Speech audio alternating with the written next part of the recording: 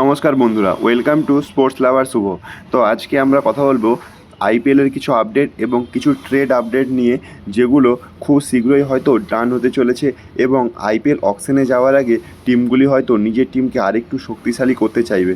তো বন্ধুরা, তোমরা যদি আইপিএলের সমস্ত আপডেট পেতে চাও, চ্যানেলটা অবশ্যই সাবস্ক্রাইব করো। তো প্রথমেই যার কথাটা বেরিয়ে আসছে সেটা হলো ঈশান কিষান। হ্যাঁ বন্ধুরা, তিনটি ফ্র্যাঞ্চাইজি ঈশান কিষানের ওপর নিজেদের ইন্টারেস্ট দেখিয়েছে। তার মধ্যে প্রথমে হলো তাদের ফর্মার ফ্র্যাঞ্চাইজি মুম্বাই ইন্ডিয়ান্স।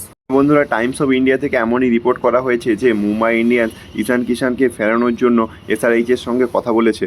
এবং এরপরে যদি আমরা 2 নম্বর টিমের কথা বলি, সেটা হলো কলকাতা নাইট রাইডার্স। হ্যাঁ বন্ধুরা, কলকাতা নাইট রাইডার্সও ঈশান কিষানকে তাদের টিমে উইকেট কিপার ব্যাটসম্যান হিসাবে নিতে চাইছে।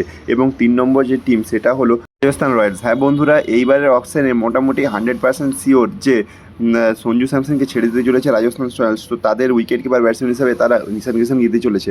তো সেটা সম্পূর্ণভাবে ডিপেন্ড করছে যে কেএল রাহুলের সঙ্গে কলকাতা নাইট রাইডার্সের ডিলটা হয় নাকি। যদি কলকাতা নাইট রাইডার্স কেএল রাহুলকে না পায়, তাহলে অবশ্যই তারা ঈশান কিষানের জন্য যাবে।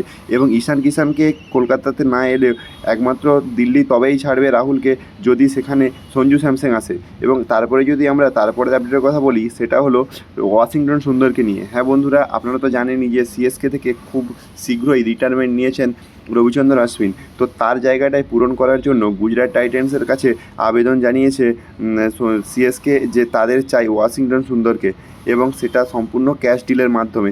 তো তোমাদের কি মনে হয় এই ডিল হওয়ার সম্ভাবনা কতটা? অবশ্যই কমেন্ট সেকশনে জানিও। এবং তারপরে যদি বলি আমরা হার্দিক পান্ডিয়ার ব্যাপারে, হ্যাঁ বন্ধুরা, হার্দিক পান্ডিয়া ওডিআই সিরিজ না খেললেও সামনের সাউথ আফ্রিকা সিরিজে অবশ্যই তিনি কামব্যাক করবেন এবং এমনটাই খবর। এবং তারপরেই আমরা যদি বলি বিরাট কোহলিকে নিয়ে, হ্যাঁ বন্ধুরা, বিরাট কোহলি আগের দিন ফার্স্ট ওডিআই ম্যাচে রান না পেলেও সেকেন্ড ওডিআইতে অ্যাডিলেটে রান পাওয়ার সম্ভাবনা অনেক বেশি। কারণ লাস্ট দুটো অ্যাডিলেটের ওডিআই সিরিজে বা ওডিআই ইনিংসে তিনি 2টো সেঞ্চুরি করেছেন। তো দেখা যাক কালকে কেমন রান করেন তিনি। এবং এই ছিল আজকের ভিডিওটা ভালো লাগলে অবশ্যই লাইক করো এবং চ্যানেলটাকে সাবস্ক্রাইব করো, এবং আইপিএলের সমস্ত খবর পেয়ে জন্য অবশ্যই সাবস্ক্রাইব